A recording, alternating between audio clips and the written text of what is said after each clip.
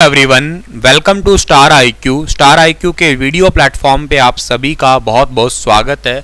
आज है 11 जून और 11 जून 2022 के हरियाणा करंट अफेयर इस वीडियो में हम पढ़ने वाले हैं।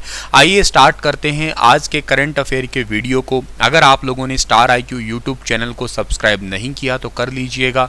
दोस्तों, हर रोज़ रात को 8:30 बजे NCERT history chapter wise MCQ specially for civil service exam के लिए एक सीरीज स्टार्ट की है, आप लोग उसको ज़रूर देखना। इसके अलावा रात 9:30 बजे हरियाणा जी के चैप्टर वाइज एमसीक्यू होते हैं, previous year question plus current affair भी इंक्लूडेड होते हैं। इन दो क्लासेस को आप लोग शाम के टाइम पे ज़रूर देखा करें। कंटेंट वाइज दोनों क्लासेस बहुत अच्छी है, आपके कंटेंट को या यूँ कहिएगा आपकी एनर्जी लेवल को भी बूस्ट अप करेगी। और बल्कि आप मेरी बात माने ही क्यों, एक बार आप लोग उन क्लासेस को देखिए। अगर आपको लगता है कि कंटेंट अच्छा है तो ही कंटिन्यू करिएगा।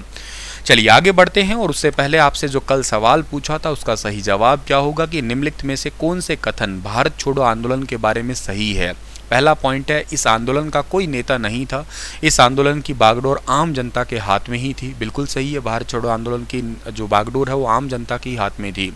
यद्यपि गांधी जी ने निष्क्रिय प्रतिरोध करो या मरो का आह्वान किया था, परंतु इसमें कुछ हिंसक घटनाएं भी घटी थी। तत्कालिक परिणाम प्राप्त करने के लिए आंदोलन जो है ना वो असफल रहा था। लोगों ने सोचा कि अभी के अभी रिजल्ट रहे और वो ऐसा नहीं हो पाया था। तो ये तीनों ही पॉइंट अल्टीमेट जो है ना वो बिल्कुल ठीक है, 1, 2, 3। भारत छोड़ो आंदोलन की शुरुआत अगस्त 1942 को कांग्रेस के बॉम्बे अधिवेशन से हुई थी और इसके दौरान गांधी जी ने प्रसिद्ध करो या मरो का नारा दिया था। ये question history point of view से जरूरी है। आज का पहला सवाल है कि हाल ही में प्रोफेसर रणपाल किस यूनिवर्सिटी के नए वीसी बने हैं। पहला ही सवाल और बहुत अच्छा और बहुत ही सिंपल सा सवाल। ये सवाल ऐसे होते हैं जो फैक्चुअल या तो आते होते हैं या नहीं आते होते हैं, और ये सवाल आप लेटेस्ट अपडेशन में डाल सकते हैं, अपनी कॉपी में लिख सकते हैं। प्रोफेसर रणपाल जो है ना उनको CRSU यूनिवर्सिटी के नए वीसी बनाए गए हैं। तो अभी हाल ही में DAV कॉलेज साढौरा से रिटायर्ड प्रिंसिपल प्रोफेसर रणपाल को चौधरी रणवीर सिंह विश्वविद्यालय का जो है वो वीसी नियुक्त किया है। पिछले साल 22 जनवरी को पूर्व वीसी प्रोफेसर RB सोलंकी का कार्यकाल पूरा हुआ था। प्रोफेसर रणपाल 1986 में DAV कॉलेज पेहुआ में असिस्टेंट प्रोफेसर लगे थे। इसके बाद साल 2003 में DAV कॉलेज साढौरा में जो है ना ये प्रिंसिपल लगे। तो ये आप लोगों को याद रखना है, प्रोफेसर रणपाल याद रखना। और इसके अलावा जो चौधरी रणवीर सिंह विश्वविद्यालय है ये पड़ता कहाँ पे है, ये जींद डिस्ट्रिक्ट के अंदर है, जिसको हरियाणा का हृदय कहते हो आप लोग। और इसकी स्थापना कब हुई थी, साल 2014 के अंदर जो है ना इस विश्वविद्यालय की स्थापना हुई थी। आज का दूसरा सवाल जो कि आप लोगों को अपडेट करना चाहता हूं इस सवाल से कि खेलो इंडिया यूथ गेम में हरियाणा राज्य के अब तक कितने पदक जीत के पहले स्थान पे है। तो नो डाउट हरियाणा है तो पहले स्थान पे है, और बिल्कुल ऐसी अभिलाषा हमारी हो ही रही है कि हम लोग ओवरऑल भी पहले ही नंबर पे रहेंगे। और इसमें अब तक टोटल हरियाणा ने 102 मेडल जीत लिए हैं। गोल्ड मेडल की संख्या टोटल 36 हो चुकी है, सिल्वर की संख्या टोटल 30 हो चुकी है, और ब्रॉन्ज जो है ना वो 36 है। और ऐसे करके टोटल हरियाणा 102 मेडल ले चुका है। और इस मेडल लिस्ट में हरियाणा अब तक जो है ना वो नंबर 1 पे बना हुआ है।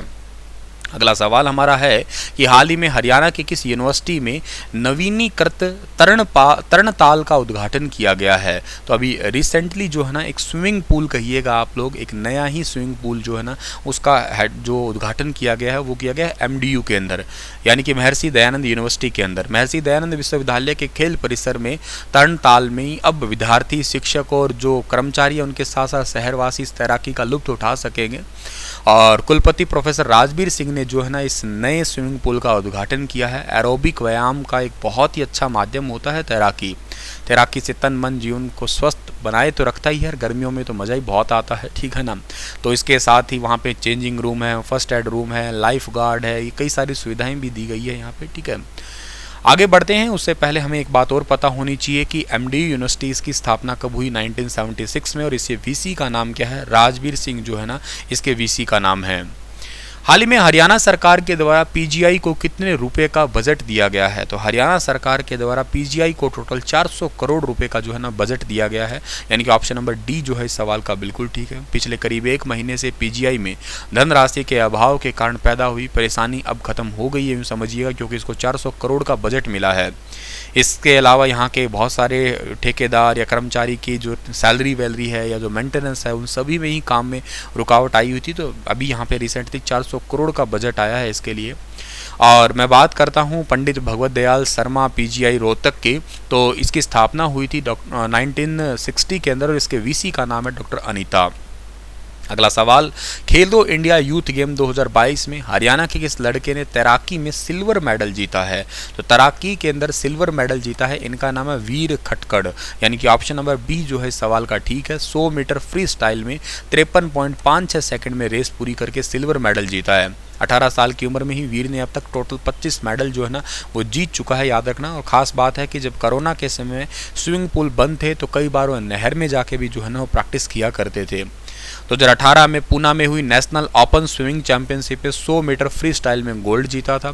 और साई की नेशनल स्विमिंग एकेडमी में 7वीं कक्षा में दाखिला मिल गया था इनको, और सालाना 5 लाख रुपए की स्कॉलरशिप भी मिलती है इनको। बेंगलुरु में अभी ये प्रैक्टिस करते हैं ये। उज्बेकिस्तान में Asian age group swimming championship 2017 में गोल्ड जीता इन्होंने। स्कूल गेम, ओपन और नेशनल चैंपियनशिप और खेलो इंडिया में अब तक टोटल जो है ना ये 25 मेडल जीत चुके हैं, तो ये याद करने हैं आपको इनकी सारी उपलब्धियाँ। अगला सवाल हमारा क्या कहता है हमें कि हरियाणा में किस माह को मलेरिया रोधी माह के रूप में मनाया जा रहा है? तो मलेरिया रोधी महीने के रूप में जून को मनाया जा रहा है। वैसे मैं आपको बता देता हूं कि जो 25 अप्रैल है ना उस दिन वर्ल्ड मलेरिया डे मनाते हैं, लेकिन हरियाणा के अंदर जो ना वो आपका एंटी मलेरिया मंथ मना रही हैं जून महीने को। इसमें जागरूकता है, लोगों को ये शपथ है कि कैसे भी करके इस बीमारी को कंट्रोल में लाया जाए, और कंट्रोल में लाने के लिए घर के आसपास जो पानी जमा होने ना दे ताकि मच्छरी ना पनपे। खुद को मच्छर काटने से बचाने के लिए बहुत सारे व्यक्तिगत उपाय हो सकते हैं, और ना सही तो मच्छरदानी लगा के ही सोएं भाई, ठीक है ना। और मलेरिया मादा एनोफिलीज से जो है ना मतलब वेक्टर है और प्लाज्मोडियम से होने वाला एक रोग है जिसमें तेज कड़ाके की ठंड लगती है अल्टरनेट डेज पे। हरियाणा में केंद्र सरकार की कितनी योजनाओं को 100% सफल किया गया है? केंद्र सरकार की टोटल 15 ऐसी स्कीम्स है जिसको 100% सक्सेसफुल किया गया है हरियाणा के अंदर। केंद्रीय मंत्री कपिल मोरेश्वर ने लघु सचिवालय में जो है ना केंद्र की 15 योजनाओं की समीक्षा की और सीएम के कामों को जो है ना सराहा है। बहुत सारी योजनाएं चल रही है और उन सभी योजनाओं को जो है ना अभी हरियाणा ने ठीक ढंग से जो है ना चला रहा है। जैसे प्रधानमंत्री स्वनिधि योजना है, जल जीवन मिशन हुआ, एक राष्ट्र एक राशन कार्ड योजना, गरीब कल्याण अन्न योजना, प्रधानमंत्री किसान सम्मान निधि योजना, ठीक है ना। तो ये कई सारी योजनाएं हैं जिसके अंदर हरियाणा नंबर 1 है। ये करनाल में आए थे अभी रिसेंटली स्वयं सहायता समूह की महिलाओं को जानकारी लेने के लिए, और पंचायती राज मंत्रालय के केंद्रीय राज्य मंत्री हैं कपिल मोरेश्वर पाटिल। चलो इसी के साथ ये लेक्चर समाप्त कर रहा हूँ। आपके लिए सवाल छोड़ के जा रहा हूँ कि इनमें से स्तनधारी प्राणी कौन सा है और उसका सही विकल्प चुनना है आपको। बिज्जू, जानलेवा व्हेल, कोलोगो, ठीक है। तो बताइए विस्तार से इसके बारे में। कल फिर हाजिर होऊंगा लेटेस्ट अपडेट के साथ में, तब तक आप अपना ख्याल अवश्य रखिए। स्टार IQ यूट्यूब चैनल को सब्सक्राइब भी कर लेना।